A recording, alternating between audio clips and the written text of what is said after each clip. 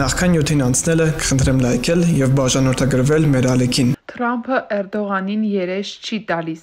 Հոկտեմբերի 16-ին, ինչպես եւ անոնսավորվել էր, Դոնալդ Թրամփը կայացրել է ԱՄՆ եւ Ռուսաստանի նախագահների հեռախոսազրույցը։ Արտաքին քաղաքական հարցերով Վլադիմիր Պուտինի օգնական Յուրի Ուշակովը լրագրողներին ասել է, որ այն ընդհանուր առմամբ տևել է 2.5 ժամ։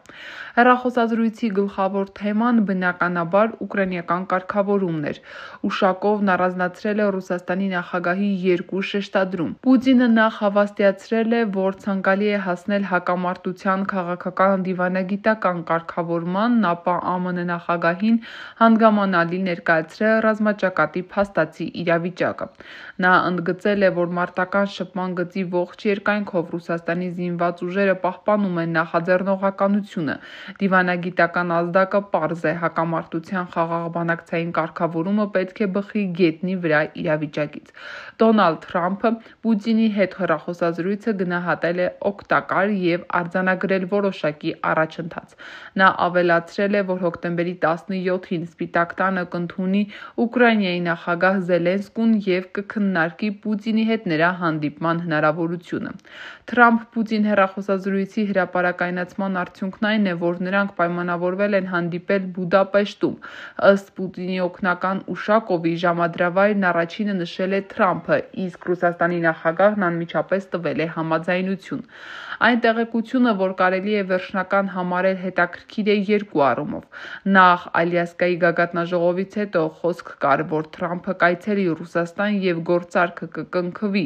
Իրողություն է, որ Թրամփը գոնե տեսանելի ապագայում Ռուսաստան չի այցելի։ Երկրորդ, Պուտինի հետ հանդիպման վայր Թրամփն ընտրել է ոչ թե Ստամբուլը, ինձ Թուրքիայի նախագահ Էրդողանի մեծագույն ցանկությունն էր, այլ Բուդապեշտը։ Հունգարիան Եվրամիության անդամ գրեթե միակ երկիրն է, որ մշտապես դեմ է արտահայտվել ՆԱՏՕ-ին եւ Եմենի Ուկրաինայի անդամակցությանը, ինչպես նաեւ Կիևին ռազմական աջակցությանը։ Հունգարիայի վարչապետ Օրբանը եվրոպական միակ առաջնորդն է, որ անձնական շփումներ է պահպանում Պուտինի հետ։ Շարմ Ալ-Շեյխի խաղաղության գագաթնաժողովում Թրամփը գովել է Թուրքիայի նախագահին եւ ասել, որ Ռուսաստանում նրան հարգում են։ Նա կարող է ուկրաինական կարգավորմանը լուրջ ավանդ բերել։ Ոչ լրիվ մեկ շաբաթվա ընթացքում ինչ է փոխվել, որ Թրամփը որոշել է Էրդողանին երես չտալ։